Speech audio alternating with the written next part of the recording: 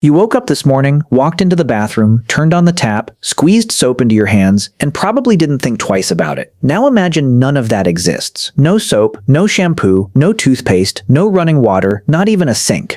For almost all of human history, that wasn't unusual. It was normal. So if our ancestors spent their lives covered in dirt, smoke, blood, and sweat, how did they stay clean enough to survive? The answer is nothing like you'd expect. Let's start with one thing most people get wrong.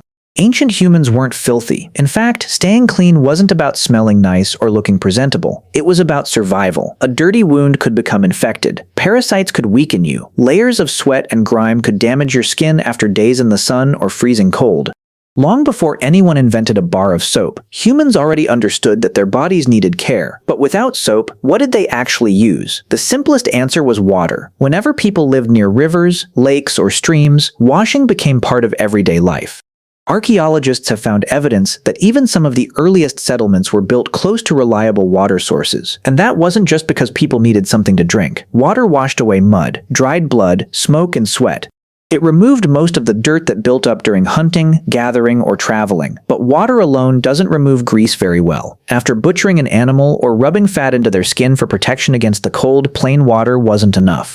So people started experimenting with whatever nature offered. One of the oldest cleaning materials was ash. After a fire burned down, the soft gray powder left behind wasn't simply thrown away. Mixed with a little water, wood ash created a gritty paste that helped break apart oils on the skin.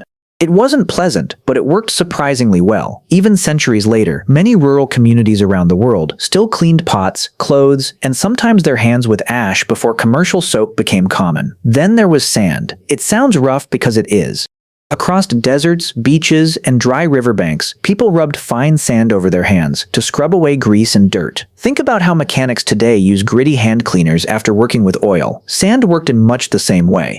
It physically scraped away the layer of grime that water couldn't remove. Plants helped too. Certain leaves naturally produced a light foam when crushed in water because they contain chemicals called saponins. Today we know these compounds are natural detergents. Ancient people didn't know the chemistry, but they knew the results. Across different continents, generations passed down knowledge of which plants could clean skin, wash clothing, or even freshen hair. And cleanliness wasn't only about washing. Sometimes the best way to stay clean was to remove the dirt before it became a problem. Archaeologists have discovered bone and wooden combs dating back thousands of years. At first glance they seem ordinary, but they reveal something important. These weren't decorations. They were tools for removing lice, dirt, and tangled hair. Finding them again and again across different cultures tells us that personal grooming mattered far more than many people imagine. Hair itself needed attention. Without shampoo, oils and smoke quickly built up. People brushed their hair with carved combs, rinsed it in streams, and sometimes used fragrant herbs or crushed plants to reduce odors. Different cultures developed different methods, but the goal was always the same: keep the scalp healthy enough to avoid parasites and infections. Then came one of the cleverest inventions of all, the skin scraper. Thousands of years before bath sponges or washcloths existed, people carved smooth tools from bone, stone, or metal that could scrape sweat, dead skin, and oil from the body.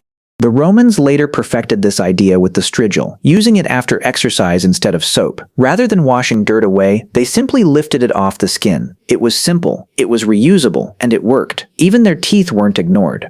No toothpaste existed, but people still cleaned their mouths. Chewing sticks from certain trees naturally frayed into soft fibers that acted like tiny brushes. Some woods even contained antibacterial compounds.